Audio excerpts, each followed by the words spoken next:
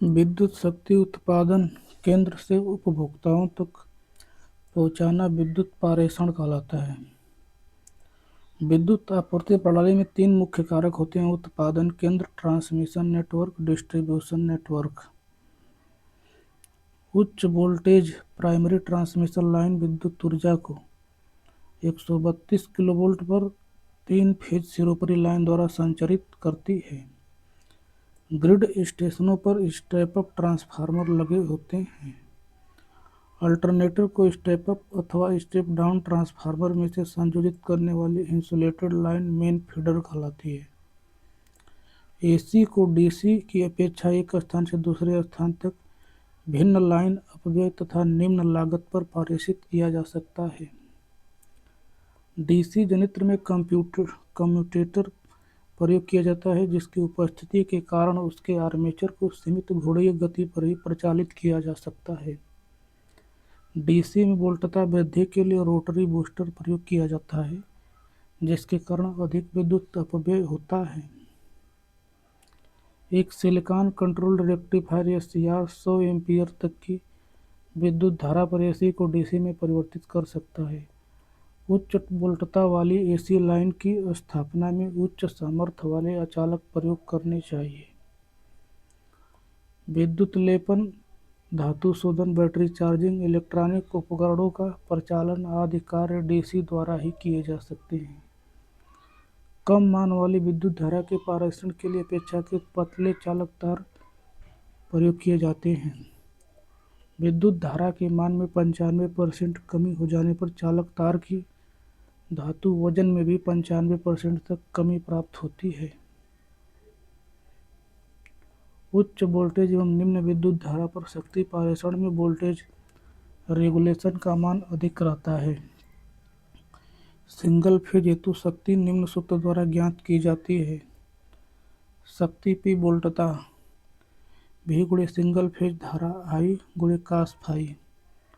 Transmission line में single phase 3 तार प्रणाली की संतुलन की स्थिति में न्यूट्रल से प्रवाहित धारा शून्य होती है। ट्रांसमिशन लाइन में सिंगल फेज 3 तार प्रणाली को स्टार या डेल्टा के रूप में संयोजित किया जाता है।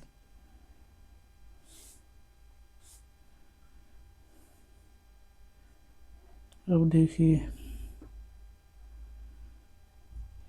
3 फेज 3 तार प्रणाली के लिए संपूर्ण लाइन क्षतियां निम्न सूत्र द्वारा ज्ञात की जा सकती हैं: संपूर्ण लाइन क्षति W बराबर 3P² × रो × L बटे के 3Vm² × cos² फाई × A4। यहाँ पर P transmitted power, Vm neutral तथा चालक के मध्य अधिकतम वोल्टेज, रो प्रति फेज प्रत्येक चालक का विशिष्ट प्रतिरोध, स्मॉल l चालक की लंबाई, A4 प्रति फेज प्रति चालक अनुप्रस्थ काट का क्षेत्रफल। क्षैतिज रूप से सिरोपरी लाइन को निम्न, मध्यम, उच्च तथा अतिरिक्त सभी वोल्टेज सीमाओं के लिए प्रयोग किया जाता है। ऊर्ध्वाधर लाइन में तार एक के ऊपर एक क्रम में स्थापित किए जाते हैं।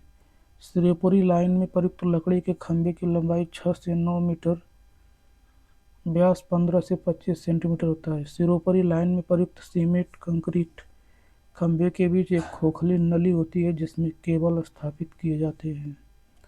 रेल लाइन प्रकार का खंभा ठोस लोहे का बना टी सेक्शन वाला होता है, जिसका भार 20 से 45 किग्रा प्रति मीटर तक होता है। एचटी तथा ईएचटी लाइन स्थापित करने के लिए एंगल आर तैयार किए गए विभिन्न आकृति के टावर प्रयोग किए जाते हैं। डबल शेड वाले इंसुलेटर 650 वोल्ट तक की लाइन में तथा ट्रिप वाले इंसुलेटर 650 वोल्ट से अधिक वोल्टेज वाली लाइन में प्रयोग किए जाते हैं। साइकिल इंसुलेटर पोर्सिलेन पदार्थ से बनाए जाते हैं। सस्पेंशन इंसुलेटर में तार को बिना लपेटे उसके निचले भाग क्लिप में कसने की व्यवस्था होती है। सिरोपरी लाइन में प्रयुक्त चालकों के एल्यूमीनियम, तांबे, गैल्वे आयरन आदि द्वारा बनाया जाता है। तांबे में 1 से 2% तक कैडमियम मिला दिया जाता है। तो इसके सामर्थ्य 50% की वृद्धि होती है। इसके सामर्थ्य में 50% की वृद्धि होती है। CCSR तार, copper conductor, steel reinforced wire, aluminium तारों की अपेक्षा धारा वहन करने की क्षमता अधिक होती है। भारतीय विद्युत नियम 88 के अनुसार सभी प्रकार की सिरोपरी लाइन पर भली प्रकार अर्थ किया हुआ गार्ड लगाना आवश्यक है। बर्ड बीट तथा ट्रॉली गार्डिंग का उपयोग रेलवे लाइन, टेलीफोन आदि में किया जाता है। सड़क पार करती हुई सिरोपरी सर्विस लाइन की न्यूनतम ऊंचाई मीटर अथवा 19 फीट होनी चाहिए।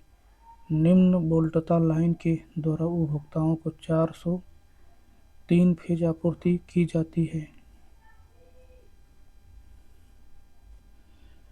अब देखिए, 2 से 2.5 सेंटीमीटर व्यास के ठोस चालकों में प्रभावी प्रतिरोध DC से 8% अधिक होता है। AC के समीपता प्रभाव के मान को कम रखने के लिए दो चालक को एक दूसरे से यथासंभव अधिक दूरी पर स्थापित किया जाता है। चालक तार की पूरी लंबाई में बैंगनी रंग की धुंधली सी चमक कोरोना प्रभाव के कारण उत्पन्न होती है। अधिक व्यास वाले चालकों के प्रयोग से कोरोना प्रभाव को कम कर सकता है, क्योंकि चालक का व्यास बढ़ने से क्रांतिक हानिकारक क्रिटिकल डेंजरस वोल्टेज का मान भी बढ़ता है। विद्युत वितरण उपकेंद्र उपभोक्ताओं को 400 वोल्ट 3 फेज एवं 23 वोल्ट एकल फेज AC उपलब्ध कराते हैं। विद्युत वितरण उपकेंद्र विद्युत पारेषण उपकेंद्र से 11 किलोवोल्ट विद्युत आपूर्ति प्राप्त करते हैं। विद्युत वितरण उपकेंद्र किलोवोल्ट की वोल्टता की विद्युत शक्ति को 400 वोल्ट में अपचयित करके सीधे ही निकटवर्ती कॉलोनी के उपभोक्ताओं को प्रदान करते हैं। विद्युत वितरण उपकेंद्र आवृत्ति घट जाने की स्थिति में अथवा ग्रिड स्टेशन के निर्देश पर शट डाउन करने का कार्य करते हैं। 11 किलोवोल्ट को 400 वोल्ट में अपचायक करने वाले ट्रांसफार्मर के अनुरक्षण, प्रतिस्थापन आदि की व्यवस्था विद्युत वितरण उपकेंद्र द्वारा ही की जाती है। विद्युत वितरण प्रणाली में प्राथमिक वितरण के लिए पावर ट्रांसफार्मर स्टार डेल्टा तथा द्वितीयक वितरण के लिए डेल्टा स्टार क्रम में संयोजित किए जाते हैं। यदि उपकेंद्र में वोल्टेज रेगुलेशन की आवश्यकता हो तो टैप परिवर्तक ट्रांसफार्मर प्रयोग किए जाते हैं। यदि उच्च वोल्टेज परिपथ में धारा का मान रेटेड धारा से अधिक होता है तो धारा ट्रांसफार्मर उच्च वोल्ट तथा परिपथ उपयंत्रों को परिपथ से पृथक कर देता है। विभव ट्रांसफार्मर को उपयोग 380 वोल्ट से अधिक वोल्टेज मापने के लिए किया जाता है। विद्युत वितरण उपकेंद्रों में विद्युत सप्लाई प्रदान करने के लिए तांबे अथवा एल्युमिनियम के वृत्ताकार अथवा आयताकार धारावाही चालक प्रयोग लिए जाते हैं। विद्युत वितरण उपकेंद्रों में सजीव चालकों को विद्युत संचालक भागों से पृथक रखने के लिए पोर्सलिन से बने पोस्ट अथवा बुशिंग प्रकार के अर्धचालक पदार्थों का प्रयोग किया जाता है। सामान्यतः 132 किलोवोल्ट या इससे उच्च वोल्टेज पर आइसोलेटर स्विचों को समूह में प्रचालित किया जाता है। नो लोड स्थिति में परिपथ को ऑन या ऑफ करने के लिए सर्किट ब्रेकर का उपयोग किया जाता है। उच्च वोल्टेज के लिए HRC फ्यूज का प्रयोग किया जाता है, जिनकी विद्युत धारा वहन क्षमता 30 एम्पीयर से 1000 एम्पीयर होती है। विद्युत वितरण उपकेंद्रों में विद्युत धारा, वोल्टेज, विद्युत शक्ति इत्यादि के मापन के लिए अमीटर, वोल्टमीटर, वाटमीटर इत्यादि मापक यंत्रों का प्रयोग किया जाता है। नियंत्रक केबल में सामान्यतः 10, 37, 61 चालक होते हैं, जिन्हें कंडक्ट पाइप में से ले जाया जाता है।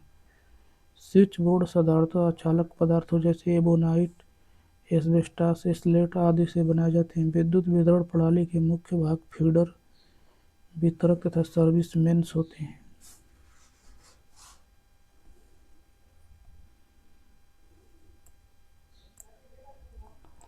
फीडर की संपूर्ण लंबाई में विद्युत धारा का मान समान रहता है, क्योंकि इसमें कोई टेपिंग नहीं होती है। सर्विस मेन एक चालक तार केबल होती है जो उपभोक्ता को विद्युत वितरक सिरों से जोड़ती है। प्राथमिक वितरण प्रणाली में प्रयुक्त वोल्टेज का मान प्रेषित की जाने वाली विद्युत शक्ति की मात्रा है विद्युत उपकेंद्रों से उक्त स्थान की दूरी पर निर्भर करती है। द्वितीयक वितरण प्रणाली को निम्न वोल्टेज प्रणाली भी कहा जाता है। विद्युत उपकेंद्रों में प्रत्यावर्ती सप्लाई निर्दिष्ट सप्लाई 2 वायर या 3 वायर प्रणाली द्वारा प्राप्त की जाती है। प्रत्यावर्ती धारा वितरण प्रणाली में उपभोक्ताओं तथा विद्युत शक्ति ट्रांसफार्मर की सहायता से अपचयित करके प्रेषित किया जाता है। सिरोपरि प्रणाली में नग्न तारों को खंभों या टावरों पर ले जाकर क्रॉस आर्म पर लगे इंसुलेटर से कस दिया जाता है। वर्तमान में भूमिगत प्रणाली के द्वारा पीवीसी केबलों को विद्युत सप्लाई के लिए उपयोग में लाया जाता है। रेडियल लाइन की विशेषता यह है कि एक सर्किट ब्रेकर के अंतर्गत लाने में दोष उत्पन्न हो जाने पर लाइन के केवल उसी खंड में ब्रेकडाउन होता है और शेष लाइन चालू रहती है।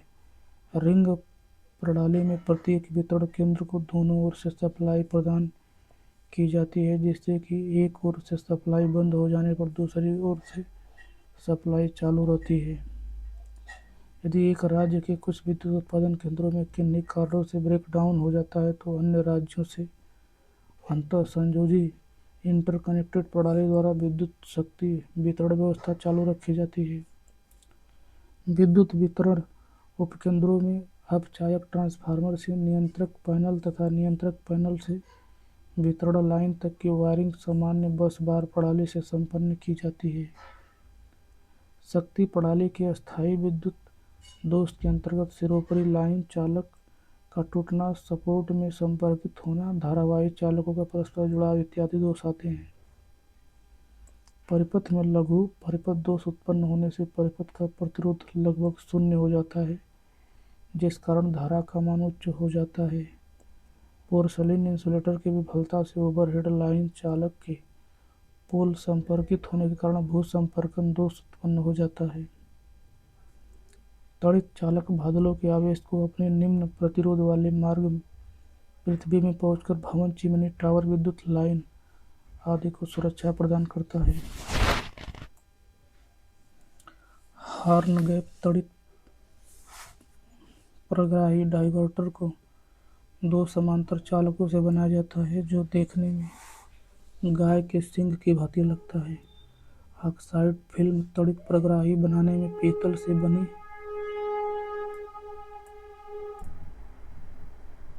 लगभग 6.35 मिलीमीटर व्यास तथा 1.25 मिलीमीटर मोटाई वाले दो गोल डिस्कों के बीच परऑक्साइड चूर्ण भरा जाता है। जब लाइन पर पायलट तड़ित प्रग्राही के कारण लाइन वोल्टेज में 20% तक कमी हो जाती है तो लेड परऑक्साइड की गोलियों में से होकर आवेश विसरण मार्ग स्थापित हो जाता है।